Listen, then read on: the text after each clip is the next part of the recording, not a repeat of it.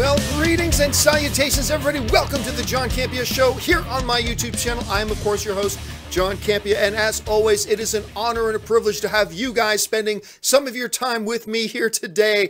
And what a day it is. There's a whole bunch of really interesting stuff going on, from Get Out being called a comedy at the Golden Globes. The Justice League reviews are out. We got the first teaser for Deadpool, or Bobpool as we like to call it, a whole bunch of other things. Now listen guys, here's how today's show is going to go. I have picked out a bunch of topics that you guys have emailed into me. Now how do you email in a topic or a question on the John Campea Show?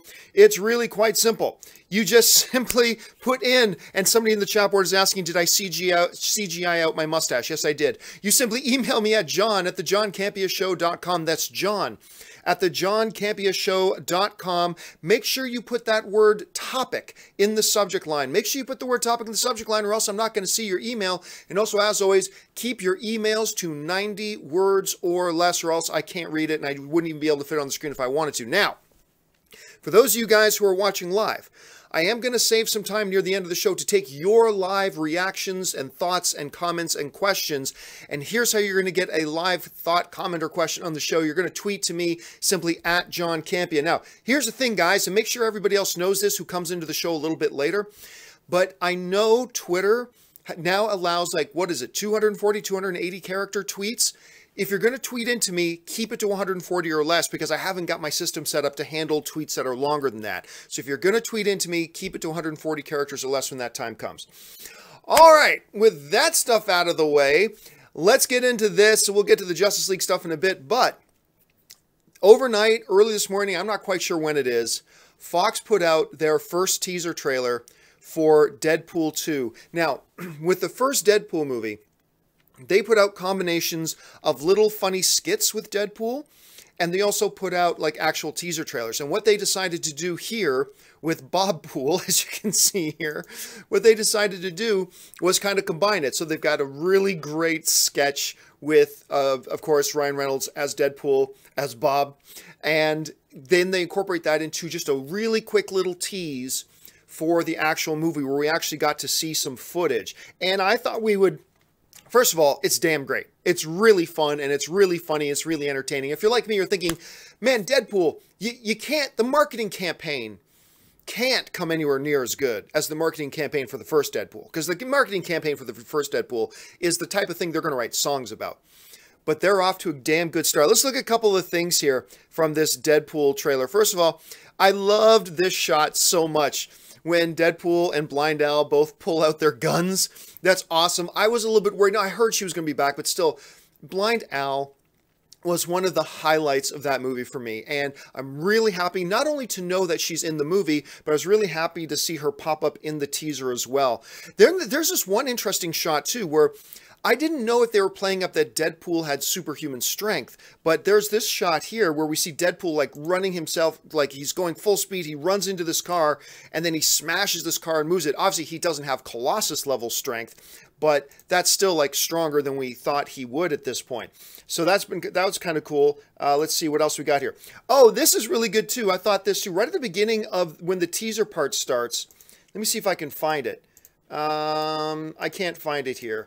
Wait a second. Well, right at the beginning, when the teaser part starts, let me see if I can rifle through here and find what I was talking about. There we go. For a second there, I thought the guy with Deadpool was one of those new lead guys from the Fox's The Gifted.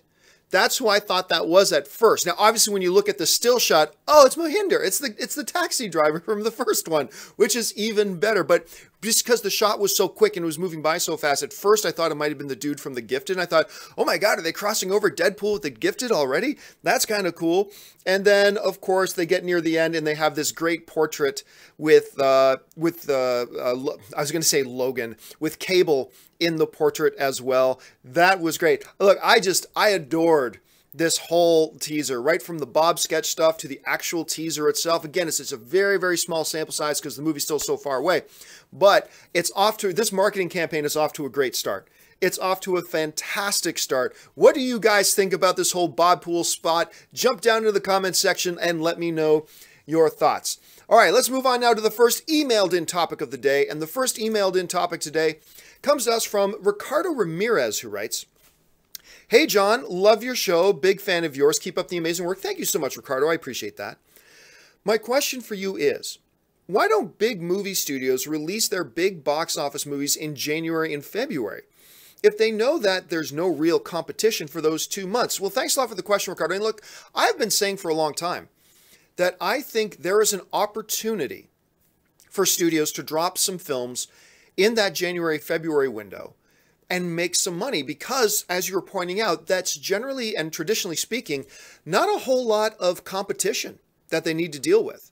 So I've always thought there's opportunity for like September, for January. There's opportunity there. Now, but to counter that, the film studios know when the patterns are that most people go to the movies. Most people go to the movies in those summer months. Most people go to the movies in those Christmas months. January comes along. Everybody's got their Visa bills from all the Christmas junk they bought for everybody. Everybody's strapped for cash in January. January is not the time that a lot of people rush out to the movie theaters. It's just not. Statistics show it. That's not when most people rush out to the movie theater. So you can get the advantage of putting your movie on a screen in that period of time because there's less legitimate competition, true, but that's going to be counterbalanced by the fact that not as many people are going to the movies in that window of time. So you see a lot of studios kind of using January as a dumping ground. So they put it in theaters, then hope it does pretty well on home video, even though they don't make a ton of their money on home video. But maybe if at least it gets in theaters, they can do a home video push and they'll be able to get something off of that.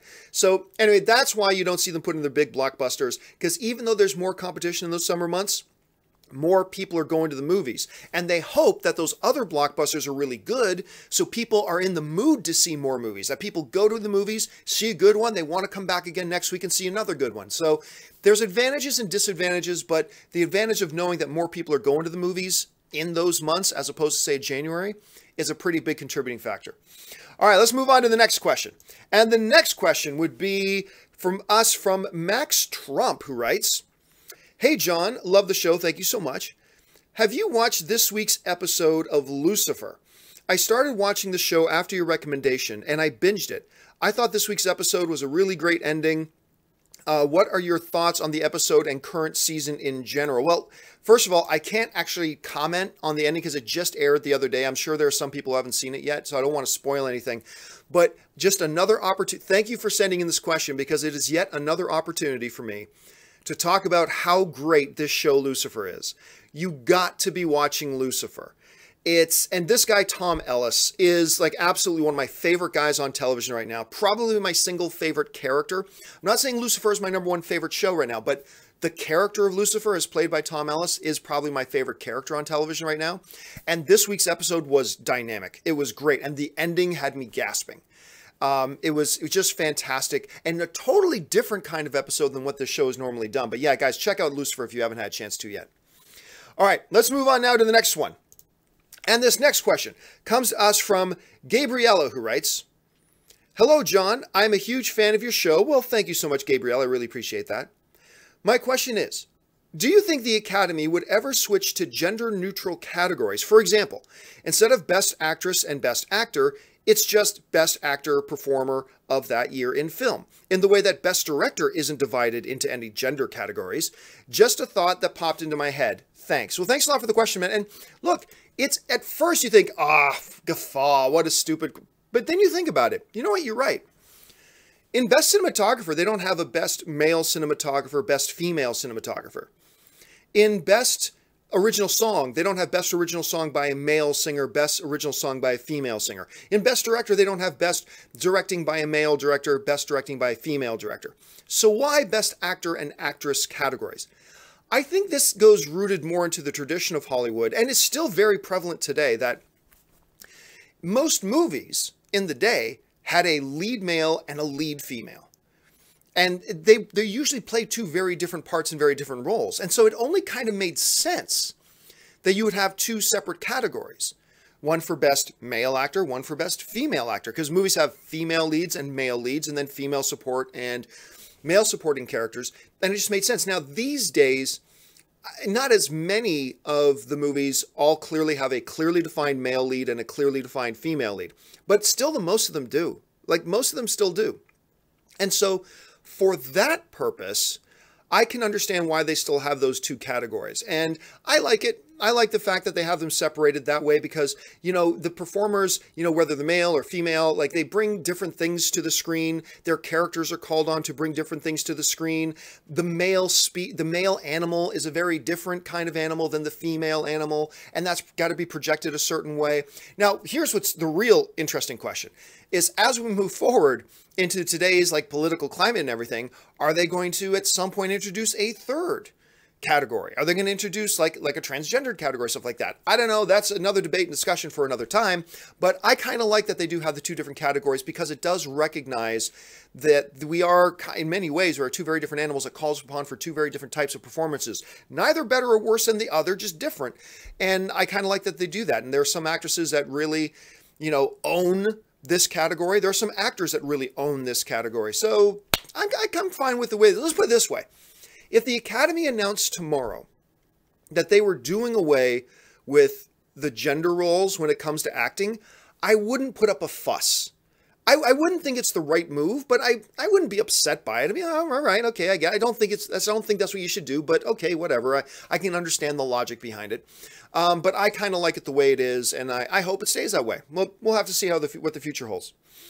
All right, let's move on now to the next question. And the next question today comes to us from Jordan Steffen, who writes, what are your thoughts on Get Out being placed in the comedy/musical category for the Golden Globe Awards consideration?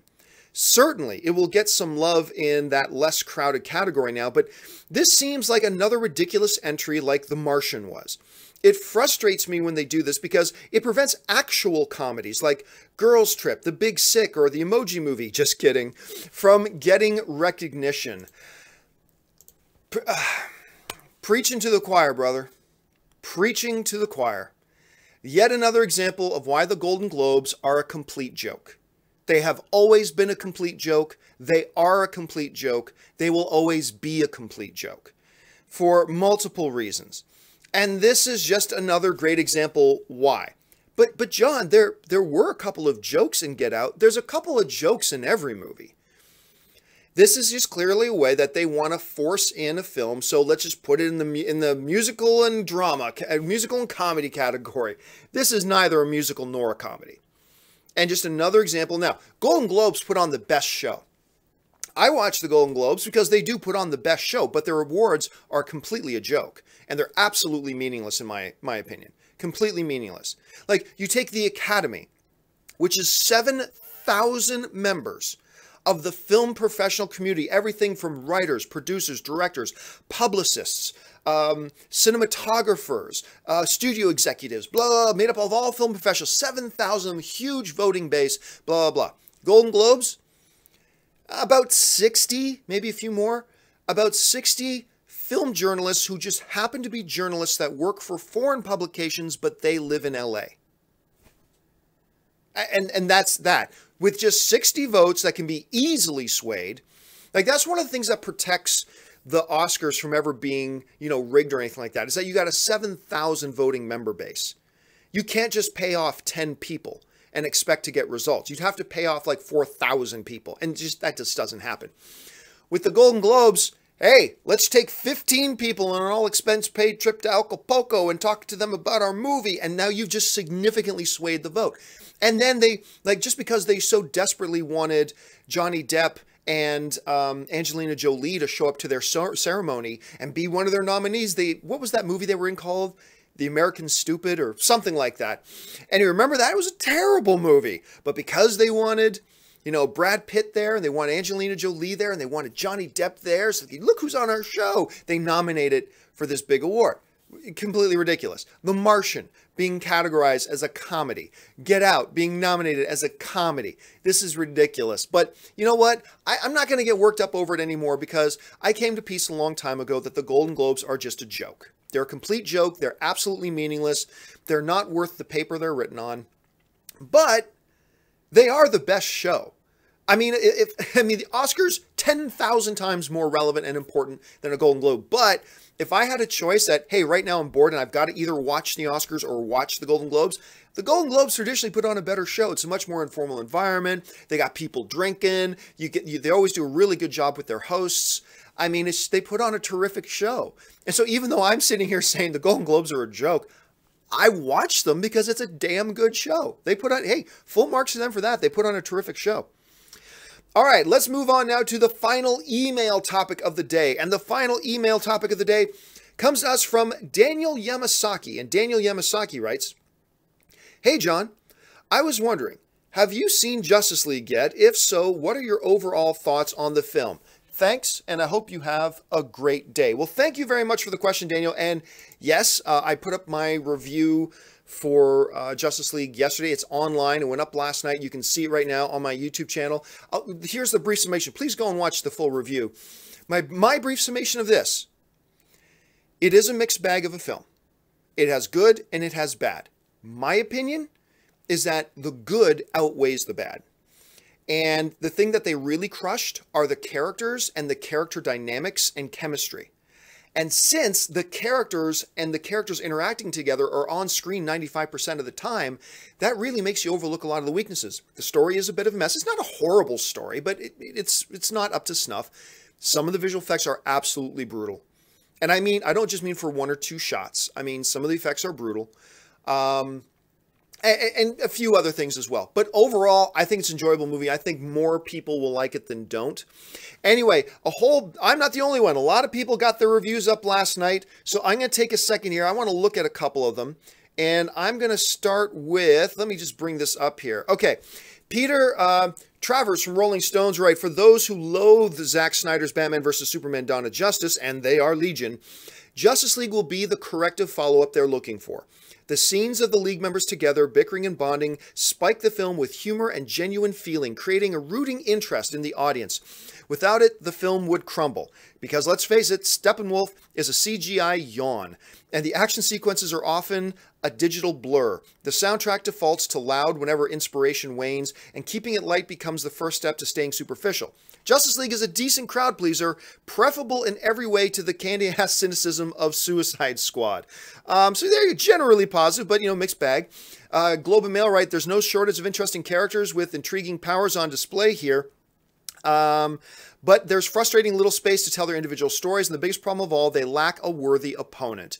Both increasingly fleshy Ben Affleck and desiccated Jeremy Irons are starting to feel as tired as their dry repertoire. Brian Truitt from the USA Today writes, Justice League is as solid an outing as any superhero fan could hope, with a clear family vibe. Wonder Woman and Batman prove to be a dynamic mom and dad duo, while the fastest kid around steals the show. Bad CGI villains also continue to plague the DC superhero lineup. Doomsday was a huge miss in BVS, Ares was atrocious in Wonder Woman, and Steppenwolf is another large fail. Kate Blanchett currently vamping it up in Thor Ragnarok is a reminder that there's something special about a tangible villain. Jim Vivoto over there at IGN, a friend of mine, Warner Brothers and DC Films had two major goals to achieve with Justice League. First, to cleanse the palate of those turned off by the relentlessly grim BVS, and second, to make viewers enjoy these superheroes enough to want to see further screen appearances by them. Justice League mostly succeeds in accomplishing those two objectives. So I think this seems to be the standard thing that we're getting out of a lot of people. And remember, we saw a lot of this in the initial social media reactions. The initial social media reactions are all, I guess you could sum up like this. The movie has its problems, some significant ones. But it's definitely better than Batman vs. Superman, according to some people. But it's definitely better than Batman vs. Superman and has a good number of things going for it as well. And a lot of people are basically saying, I lean towards the positive. That's what we're seeing. No surprise that that's what we're seeing. And now that the full reviews are coming out. Mixed bag, some significant glaring weaknesses, but overall, the good stuff stands out. Now, there are critics out there as well who don't like it. Now, here's the interesting dun-dun-dun. Warner Brothers has been trying to hide the reviews. They have. The movie opens tomorrow. And just today, midnight today, just today, the reviews lift. And they're still not on Rotten Tomatoes. And who's one of the owners of Rotten Tomatoes? That's right, Warner Brothers is one of the owners of Rotten Tomatoes. So they've pulled, I talked all about that stunt that they're pulling yesterday. And it just smells dirty. It smells dirty the way Warner Brothers has handled this, to be honest. And I'm somebody who liked the movie. I liked it. I think, again, I acknowledge that there's a bunch of bad stuff in it, but I think overall the good far outweighed the bad to me. And it ends up being a very enjoyable movie. I think you're going to walk out with a smile on your face. Okay, that's the bottom line. Is it as good as Man of Steel? Clearly not, in my opinion. Man of Steel, to me, is still a top 10 best comic book movie of all time, no matter what half-wits say otherwise. I'm joking. All film's subjective. So, it does get interesting, though, with this whole thing. Now, here's the funny part. This is where it comes to me again. This is where it gets kind of interesting. So, I put up my review, and in my review, I say exactly what I said. I say exactly what happened and exactly the way it hit me. It's a mixed bag. There's a bunch of bad things, but there's also the majority of the screen time is these characters on screen. And when the characters are on screen, the film is working. Therefore, the movie works and it's great. And just like clockwork, the brain-dead zombie corporate slaves, the brain-dead zombie corporate Marvel fanboys, and the brain-dead corporate zombie slave DC fanboys come out of the woodwork. From the brain-dead Marvel fanboy side, I do this like completely honest with you. Hey, look, and here's the thing. In this whole society that is either 10 or 0, everything's 10. If I like the movie, it's 10. 10, 10, 10, 10. If I don't like the movie even remotely, it's 0. Everything, it's 0. It sucks. Blah, blah, blah. That's how half-wits think today. Anyway, I'm secure enough. And there are so many people out there so insecure that if they like a movie, they're so insecure about liking that movie, they can't possibly acknowledge if the movie has any weaknesses. Sorry, dude. I'm a man. All right, I am strong enough, in my opinion, that I am comfortable enough to say, I like this movie, and at the same time, imagine this, acknowledge the weaknesses in it. You can do that? Yeah, you can. Or not like a movie and acknowledge the good things in it. You can't do that. It has to be a 10 or a 0. No, so anyway, so sure enough, I put up my review, just calling it like I see it. Bunch of bad things, bunch of good things. The good things stand out more. I like this film. And so I get these corporate zombie Marvel fanboys who get on there and say, oh, you can tell Campea didn't like the movie. He's just saying that. You can just tell because look at all the things he listed as negative. No, moron. I listed the things that are negative because I'm secure enough in my own opinion that I can acknowledge the negative things and still say that I like the movie. That's why. My opinion is I like the movie. Oh, no, you can tell from your body language. Oh, shut up, you idiot. Shut up. Just go crawl back under a rock, okay? It's just ridiculous and stupid.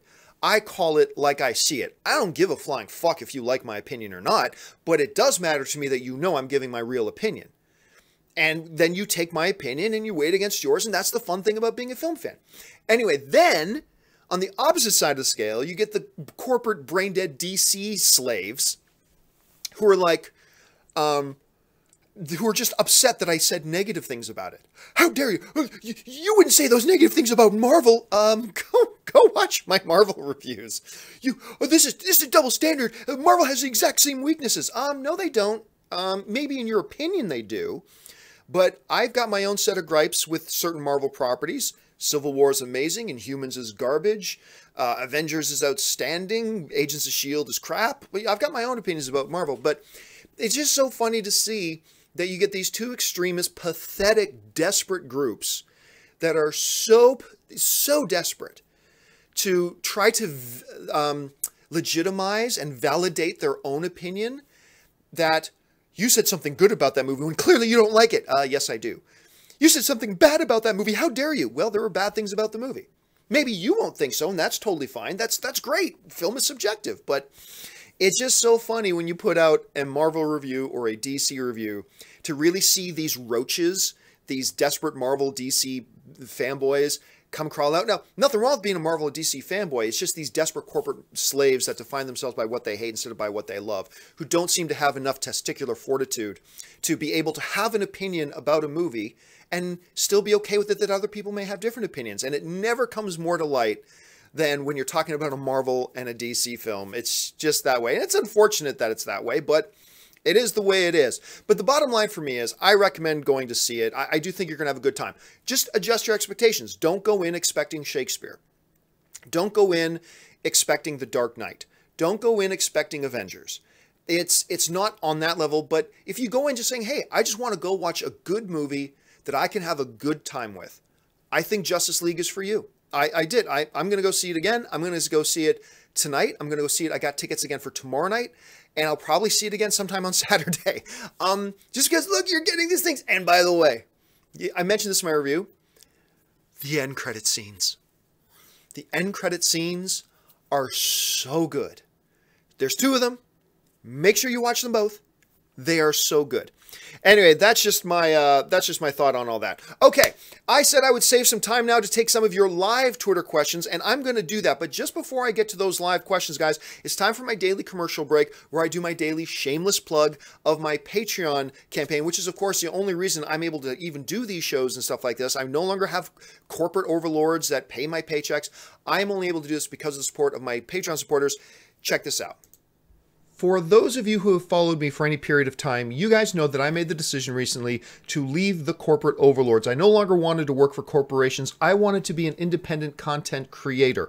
And the only way I've been able to do that is by the support of my Patreon supporters. So what I would like to do is to ask you guys who watch my shows, who spend any amount of time with me every single month, to consider going over to www.patreon.com/John Campea.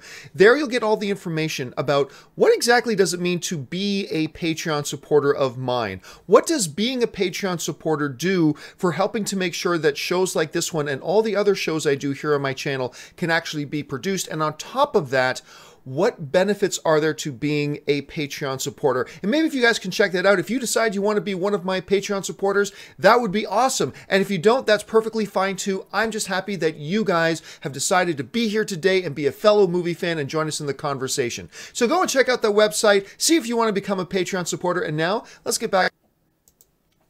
All right, guys, thanks so much, and a special thank to all of you guys who are already my Patreon supporters. I owe a huge debt of gratitude to you guys. Okay, so like I said, I'm now going to go, for those of you who are watching the show live, I'm going to go now and take your live thoughts, comments, and questions. You're going to tweet your thoughts, comments, and questions to me simply at John Campea. Now, I mentioned this off the top of the show, guys.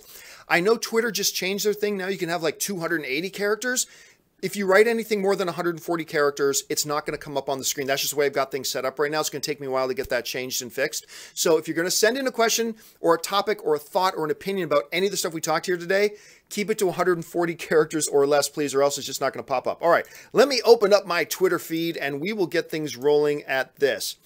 Let's see. Let's go to this one. And our first tweet, live tweet today, comes to us from Blahman5, who writes, John, do you think they will use Flashpoint to reboot Batman? I swear this question comes up every single day. No. I still think they're just going to recast Batman. I'm hesitant to say anything, but I talked to somebody yesterday, and it was a Hollywood producer yesterday, who told me who Matt Reeves wants as Batman. And I'll be honest with you, the name they give me caught me a little bit by surprise. I called somebody else later in the day saying, hey, I heard this. Is there any validity to this? And they said, well, Matt does want him, but that doesn't mean it's going to happen. I mean, nothing really there's been no movement or anything like that. It doesn't mean anything's going to happen. And I am so tempted to say who that person is, but I got so much shit from people just because I told you all 8 months ago that Ben Affleck was going to be departing DCEU. And I got called liar and all this kind of stuff. And, I took all types of abuse and crap. So I'm very hesitant to say who it is. So I'm going to think about it for another day or two about whether or not I reveal who that is. But Matt Reeves has got somebody he's got in mind. So I think it's just going to be a pure recast. I really do. I think they're just going to go with a pure recast for it. That's simple. I don't think they're going to do anything too terribly convoluted with Flashpoint. This isn't an animated show with people who are comic book nerds and would fully grasp what they're doing there. This is the general movie-going audience. I think something like that is a little bit too sweaty, if I can use that term, to go into. So anyway, that's my thought of that. Let's see. This one, A Clay19 writes, John, do you think Get Out was submitted as a comedy to create the buzz? I feel like it would get less attention in the drama category. Well, look, it would, because it wouldn't get nominated. It wouldn't get nominated. It's not good enough. Look, if you saw my review, I really like Get Out. I like Get Out a lot. It is not one of the top 10 films of the year, in my opinion. It's not. It doesn't deserve to be nominated for Best Picture. Therefore, let's go to that throwaway category, comedy and musical, when there are real comedies and real musicals. Greatest Showman, by the way, Greatest Showman's a lock for that. Let's get some attention put in here. And the fact that the Golden Globes has a mechanism that allows stuff like that is a total joke. And once again, it undermines any validity that they have, in my opinion, at any rate. You guys may have a totally different opinion, which is totally fine. All right, let's see. John, I saw Justice League last night, and like you, I found it enjoyable with issues. Do you think there will be an extended Blu-ray cut? I don't think so. And you know what? Honestly, the way the movie was structured, 2 hours was a perfectly fine runtime. It really was. I have a feeling if that movie was stretched out any longer, all it would have done was highlight the weaknesses of the film. I really believe that. After watching it, I'm like, yeah. This movie needed really good pace. And that's one of the things the movie's got going for it, is great pace. And I honestly, strongly feel that the runtime they went with was the right runtime. I have a feeling that if that movie stretched out another 15 minutes, all it would have done was highlight the weaknesses of the film even more. So I'm very happy with the runtime. And, you know, with Wonder Woman, they got a lot of backlash when they came out with the Suicide Squad Blu-ray and had the extended cut, and everybody's saying, look, hey, we paid to go to the movie theater. Why aren't you giving us the movie? If you're saying that this isn't the true version of the movie, we're paying you $15 to go to a movie theater to watch a movie. You show us the true movie. And I think that backlash, I think Warner Brothers listened, because they're a smart company. I think they listened to that. And that's why I don't think you got an extended cut of Wonder Woman. I think there's going to be lots of deleted scenes. Certainly lots of deleted scenes on the Justice League Blu-ray when it comes out. But I could be wrong about this. I suspect there's not going to be an extended cut, though. I suspect there will not be an extended cut for those reasons. Let's see. Next one. Blu-ray Billy writes, John, do you prefer Ben Affleck as Batman or Ryan Reynolds as Deadpool? Look, everybody knows my opinion is Ben Affleck as Batman. He's awesome. But Ryan Reynolds was born to play Deadpool. I mean, up in the heavens, when the creator of the universe looked down and said, I am forming this individual, and that individual was formed to play Deadpool. And that was Ryan Reynolds. I've said there are a couple of examples, 3 examples to me of performers who were born to play their roles in comic book movies. Hugh Jackman as Wolverine, Robert Downey Jr. as Tony Stark, and Ryan Reynolds as Deadpool. So I love Ben Affleck as Batman. Everybody knows that. But that upper holy trinity of born to play their comic book roles, I think, are those 3 guys. So I'll take Ryan Reynolds as Deadpool on that. Let's see. Next one comes to us from Shucks Golly, who writes, with Rian Johnson set to create a new / separate Star Wars trilogy, do you think the Skywalker saga ends with Episode 9? Yeah. I think the story that the Skywalker saga inhabits continues. It'll just be without the Skywalkers. So I do believe that it ends with 9. I do believe the Skywalker bloodline is done at 9. And then they move on, but it's still the overall story of what's going on in the universe. That continues. It just like the story of America continued without the Kennedys, you know? The Kennedys, for a good period of time, the story of America was the story of the Kennedys. But then what happened? The story of America continued. And it's no longer the story of the Kennedys. And I think that's what's going to happen with Star Wars, that the Skywalker story will end, but the Star Wars story continues. And I think that's just the way it's going to work. I could be wrong, but we'll see. Let's see. This one comes from CM Batcat, who writes, John, what's your opinion on how Batfleck will be received in Justice League? Do you think this might sway DC or Affleck to give it another shot? Look, here's the thing. The decision was made 8 months ago. This isn't something that they're thinking about. This isn't something that they've been looking at. This decision, I've been telling you guys this forever. This decision was made out 8 months ago. No matter how they spin it, no matter what PR BS they put out in press releases.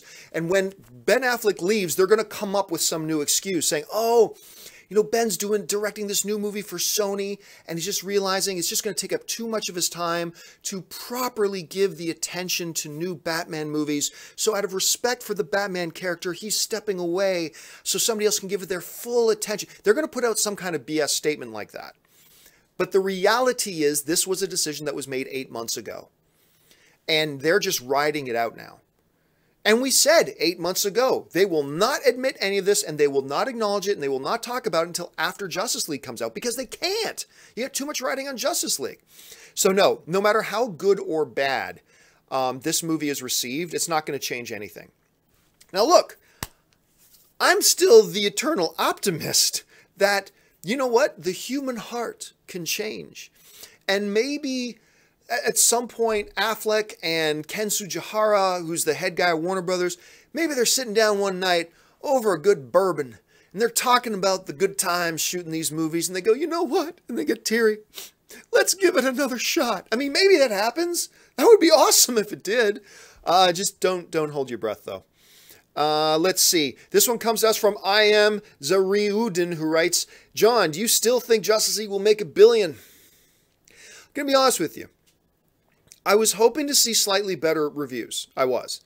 No.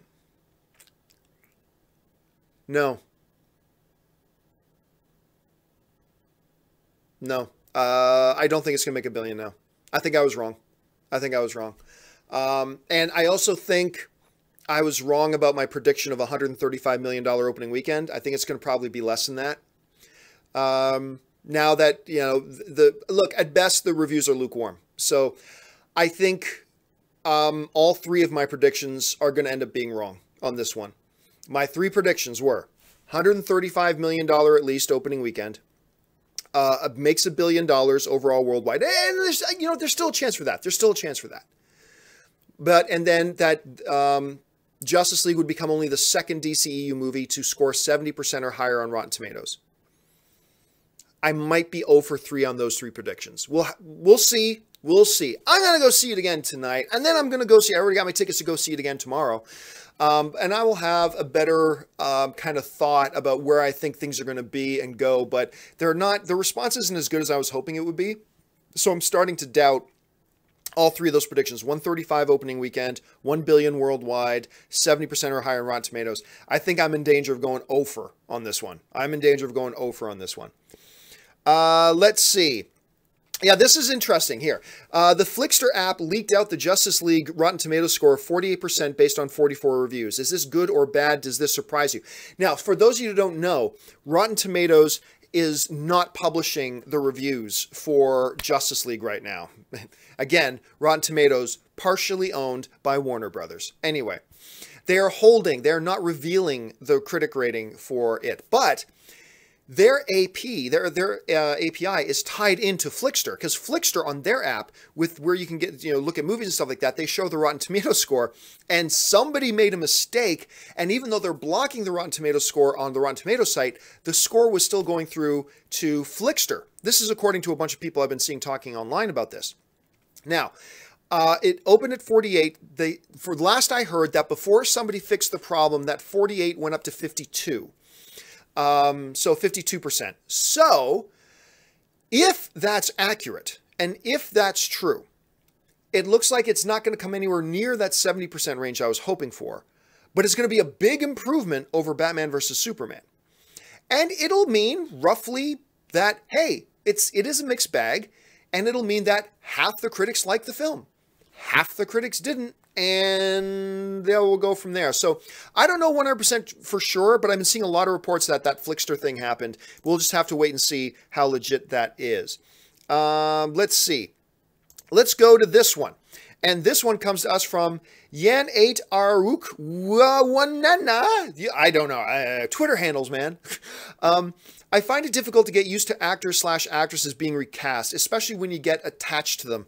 But you know what? As a sports fan, it's not a big deal to me, because as a sports fan, you get used to, hey, your favorite players on your favorite teams next year could be wearing another jersey. They could be on another team, and new players come in and stuff like that. But I'm still a Toronto Maple Leafs fan. Matt Sundin isn't on the team anymore. Rick Vaive isn't there anymore. Wendell Clark isn't there anymore. But you know what? They're still the Toronto Maple Leafs, and I still love them. Honestly, I get over the a casting change pretty much right away. Like, it jars me for about 3 to 5 seconds. And after 3 to 5 seconds, your head just tunes in and goes, okay, this is now this character. It was this actor, but now it's this actor, and your mind adjusts. And I really don't have much of a problem with it. Let's see. This one comes to us from Ryan Offici4L writes, John, do you think that Justice League would have benefited from a later release date? Yes, absolutely. Absolutely, absolutely, absolutely. Remember about 2 months ago, I was saying, hey guys, I think there might be a chance. I mean, I said, if I had to bet money, it stays on its release date, if I had to bet money. But a couple of months ago, I thought, look, all those things about how much, when you see the movie, you're going to see. All these people are trying to say, oh, no, it's just minor things they reshot. When you see the movie, you are going to see that this was a heavily reshot film. From what I understand, everything with Henry Cavill was reshot. Like, from what I understand, and this was coming out of the premiere the other night, like, not one shot of Henry Cavill that's in the movie was from the original shooting. It's all from the reshoots from Henry Cavill, which is why his upper lip never quite looks right in the movie. Anyway, I know for a fact, there was some discussion at Warner Brothers about maybe pushing Justice League into 2018 a little bit. I don't know how close they actually got to doing it. Maybe it never even got close. But I know there was some discussion about pushing Justice League into 2018. After watching the film, and I like the film, and I recommend people see it, I do feel, though, it could have benefited. Because I think if they had more time, they could have more seamlessly made all the reshot material fit into the film. They could have had more time to fix a lot of the very bad visual effects in the film. And they just could have made it an overall smoother film. I think if they gave themselves some more time, they could have. But look, I have no major complaints about the film they put out. I enjoyed it. I had a good time in the theater. I think you will too, for the most part. But could it have benefited? Yeah. But then they would have also had to have dealt with the PR nightmare of having to move the release date. And that's a difficult PR nightmare to deal with. So they were in kind of a no-win situation as far as that goes. So I have no problem with the way they handled it. I have no problem with the way they handled it. Let's see. Where did it go? Oh, okay. We Will Kill writes, John, 100% of the time I've made something bad, it's because a producer or director insisted that they knew better. Well, that's what all creators say. Hey, look, that's just our natural, that is our natural tendency, is we always want to put the blame on somebody else. So I don't know you, and maybe there are a number of times when you did something bad, it was ultimately because a director or a producer thought they knew better. But at the same time, I'm going to bet that some of the time it was you. Just like some of the times that I have done bad things or made missteps, if you will, professionally, it's been because of bad corporate overlord directions coming down and stuff like that. And sometimes it's just me. Sometimes it's me that makes the mistake. And sometimes it's me that does something wrong. So I wouldn't, Anne just slipped into the room because she's trying to get ready for work. I have my studio in our spare bedroom. So she still has clothes in here. So she's trying to be very quiet. Thank you, honey. Okay, so no, I never buy this thing. And it's also our tendency to always want to blame the man. Whether the man is your CEO or your producer or your director. It's always the man's fault. No, it's not. It's not always the man's fault. Sometimes it is. Maybe half the time, maybe even a little bit more than half the time, it's the man's fault. But quite often it's not. And it's just that we never like to admit that. Hey, I'm guilty of that too. I bet you are too. Let's see. Let's try this. This one comes to us from Scott Squires, writes, John, the director approves shots as the final work for the movie. Many times directors approve the wrong thing. Maybe yes, maybe no. But also, the directors have a time crunch. Like, you put in an order. Look, I worked in the visual effects industry for years. Sometimes an order gets put in for a shot and from a visual effects shot to be done. And sometimes you've got time that you can go do revisions, fix it up, blah, blah, blah. And sometimes you don't. And with this turnaround time, with all the reshoots and all the tweaking they did with Justice League, I'm sure there were a lot of shots that were done where they just needed it done right the first time. And look, like any creator, like if a creation is hardly ever right the first time, the art is about you get your first pass and you take your second pass and you take your third pass and then you get what it is you want. This could have been, I'm guessing a lot of the visual effects missteps in this movie don't have anything to do with the director at the time, don't have anything to do with the visual effects company at the time, but had all to do with timing and had to do with schedule and how fast their turnaround time was considering all the new stuff they had to do while not moving their release date, which is yet again another reason why I do think they should have moved the release date. So anyway, that's just my opinion on that. Let's see. You know what, guys?